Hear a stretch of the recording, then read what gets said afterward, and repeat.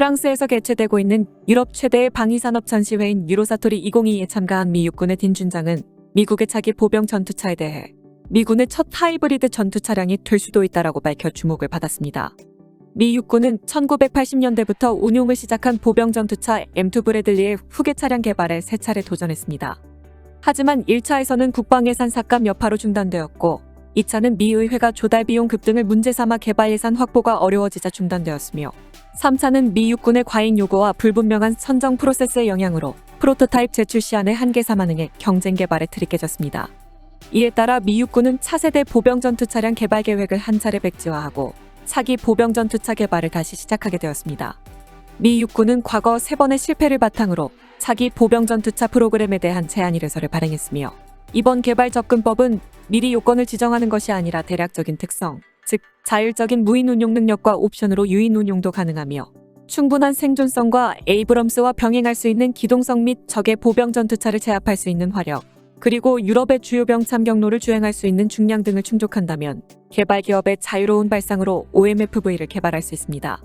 좀 더 단순하게 말하면 미국의 차세대 보병 전투 차량의 개발 요건으로 30mm 기관포 탑재를 지정하는 것이 아니라 OMFV의 특성으로 적의 보병 전투차를 제압할 수 있는 화력이라고 표현하면 해석의 폭이 생기고 이렇게 되면 고정관념에 묶인 기존의 보병 전투차와는 다른 보병 전투 차량이 탄생할 수 있다는 의미입니다.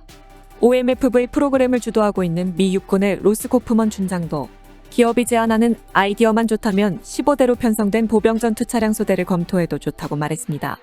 즉, 현재 미국의 보병 전투차 소대는 4대로 이루어져 있으며 약 30명의 병력 수송이 가능하지만 제한된 아이디어만 좋다면 보병 전투차 한 대의 병력 수송 능력이 2명에서 30명이어도 상관없다라는 뜻으로 그만큼 미 육군은 기존의 룰을 깨고 참신한 아이디어를 찾고 있다라고 말하고 싶은 것입니다.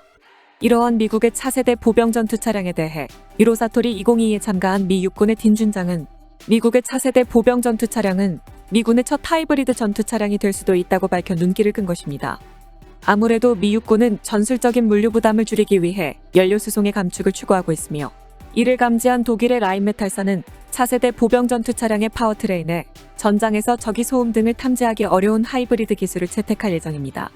이어 딘 준장은 미국의 차세대 보병 전투 차량의 주포는 50mm가 될 것이며 전투 중량도 40톤에서 50톤 사이가 될 것이라고 덧붙였습니다. 미 육군은 차세대 보병 전투 차량이 배치될 때까지의 연결고리로 하이브리드 버전인 M2 브래들리 개발을 검토 중이며 2035년까지 배치 예정인 차기 전차 파워트레인은 하이브리드 기술을 채택하겠다고 공언했으며 따라서 미국의 차세대 보병 전투 차량 도입 사업에 참여 중인 다른 4팀도 미 육군이 무엇을 원하는지 알기 때문에 하이브리드 기술을 채택할 것으로 보입니다. 참고로 완전한 전기화는 배터리 크기 문제로 현재로서는 어렵다고 알려지고 있습니다. 종합하자면 미국의 차세대 보병 전투 차량은 M2 브래들리보다 10톤 이상 증가할 것으로 예상되며 이러한 중량은 독일의 링스와 우리나라의 레드백과 같은 중량대입니다. 또한 주포에 대해서도 미국의 딘 준장은 최소한 30mm 포를 상정하고 있지만 객관적으로는 50mm 포가 필요할 것이라고 말하고 있어 적 보병 전투차를 파괴하기 위해서는 30mm로는 부족하다고 말하고 있습니다. 참고로 미국의 딘 준장이 말한 하이브리드 기술을 적용한 보병 장갑차는 현재까지 독일의 FF지사가 개발한 제네시스가 유일합니다. 독일의 FF지사가 개발한 제네시스는 이번 유로사토리에서도 출품되어 주목을 받고 있습니다. 이 제네시스는 독일 육군의 자금으로 개발된 것이 아니라 FF지사가 독자 개발한 것으로 독일과 네덜란드가 공동 개발한 복서 장륜 장갑차와 라인메탈이 자체 개발한 링스 장갑 전투차와 동일한 모듈러 설계를 채택했으며 기본 중량 25톤의 제네시스는 작전에 따라 추가 장갑이나 다채로운 미션 모듈을 최대 15톤까지 추가할 수 있으며 전투 중량은 최대 40톤에 달합니다. 여기에 제네시스가 채택하고 있는 발전용 디젤 엔진과 전기 모터로 구성된 1860마력 상당의 디젤 전기 구동 하이브리드 시스템은 최대 중량 40톤의 제네시스를 100km까지 가속시킬 수 있으며 최대 작전 거리는 600km입니다.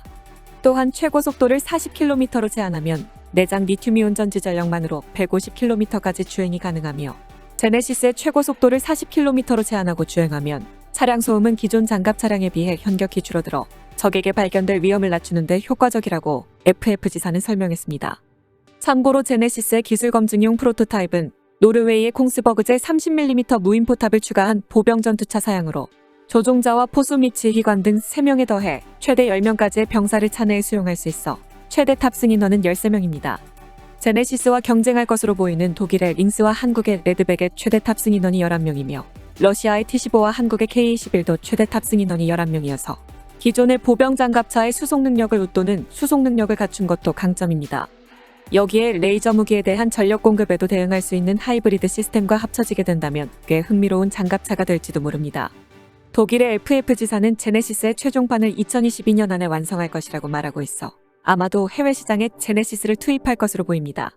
문제는 디젤 전기구동 하이브리드 시스템을 채택하고 실전에서 검증되지 않은 제네시스를 도입하는 국가가 나타나느냐입니다.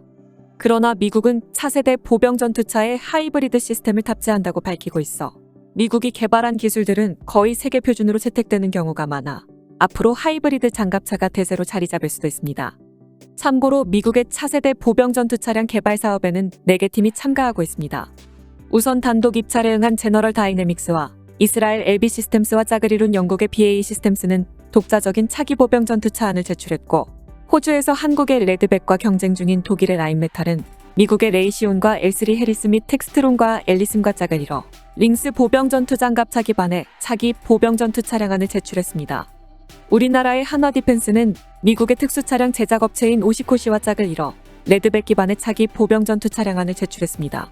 앞서 말했듯 미 육군은 지난 3차례의 개발 실패에서 교훈을 얻어 세부 사양 및 기술적인 기능을 지정하는 컨셉만을 제시하고 이를 실현하는 데 필요한 아이디어와 기술에 대해서는 기업에 맡기는 내용으로 되어 있는 것이 특징입니다. 가장 먼저 움직이고 있는 기업은 영국의 BAE 시스템스입니다. BAE 시스템스는 작년에 미 육군의 OMFV 제안용 렌더링을 트위터 계정에 공개했습니다. BAE는 트위터 계정에서 우리는 미래의 전장에서 군인들의 수요를 충족하는 전투체계를 설계할 예정으로 계속 주목해달라고 요청했습니다. 군사 전문가들은 이 트위터를 보고 BAE 시스템스의 렌더링이 이스라엘 LB 시스템의 UT-30 MK2 원격 조종 포탑을 장착한 차세대 브래들리 전투차량과 흡사하다는 평가를 내놓았습니다. 이처럼 미 육군의 주력 보병 전투차 교체는 미군 자체의 물량이 많은 데다 다른 나라들의 추가 구매 물량도 잇따를 것으로 전망돼 메이저급 기갑 차량 회사들의 수주 총력전이 벌어질 것으로 보입니다. 그리고 주목해야 할 점은 미국의 제조 거점이나 현지 법인을 가지고 있지 않은 기업은 모두 미국 기업과 손을 잡고 있다는 점입니다. 영국의 BAE 시스템즈는 현지 법인과 제조 거점을 미국에 갖고 있어서 미국 업체와 제휴할 필요가 없이 이스라엘의 LB 시스템즈와 손잡고 있으며 반대로 현지 법인이나 제조 거점이 없는 한화디펜스와 독일의 라인메탈은 미국 업체들과 손잡고 있습니다. 한화디펜스와 손잡은 미국의 오시코시는 특수 차량과 군사 차량을 제조하는 대기업으로 미국의 육군 및 해병대가 사용하던 험비의 후속 차량인 JLTV 개발을 수주했으며 따라서 2040년까지 미 육군의 약 49,000대와 미 해병대의 약 5,500여 대의 조달이 가능해졌습니다. 또한 고기동성 대형 전술 트럭인 HEMTT도 오시코시가 미군에 납품한 실적이 있어 한화디펜스는 미국의 제조 거점으로서의 능력도 충분하다라고 판단한 것으로 보입니다. 기술적 측면에서도 주목됩니다. 미 육군의 요구 성능 기준이 까다롭기 때문에 미 육군이 제시한 기준은 향후 세계 장갑 차량 개발과 기술 발전의 방향을 결정할 것으로 보입니다. 현재 미국의 차세대 보병 전투차 사업은 예비 설계를 진행 중이며 2023년 상반기에는 예비 설계에서 탈락하는 한 팀이 발표됩니다. 2023년 하반기부터는 한 팀이 탈락하여 3개 팀들이 미국의 차세대 보병 전투차의 상세 설계를 시작할 예정입니다.